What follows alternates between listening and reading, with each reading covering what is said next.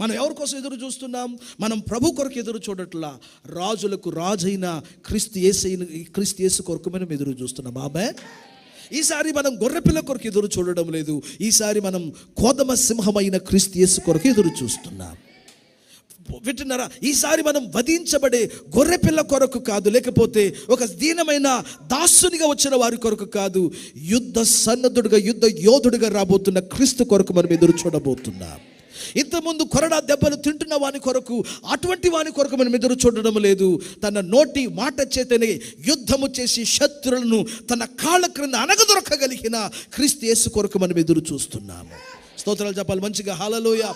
మనుషుల చేత ఉపేక్షించబడి, మనుషుల చేత త్రోయబడిన ఒక క్రీస్తు కొరకు మనం ఈసారి ఎదురు చూడడం లేదు. ఈసారి వంగని ప్రతి మోకాలు, ప్రభు ఆయనే దేవుడని ఒప్పుకొనని ప్రతి నాలుక, ప్రతి రాజులు, ప్రతి రాజ్యములు ఆయన ఎదుట మోకరించి గడగడలాడగలిగిన ఒక రాజు కొరకు మనం ఎదురు చూస్తున్నాం. ఆయనే మన ప్రభు అయిన యేసుక్రీస్తు వారై ఉన్నారు. ఒక్కసారి బిగ్గరగా చప్పట్లు కొట్టేసేకి మన వందనాలు తెలియజేద్దాం.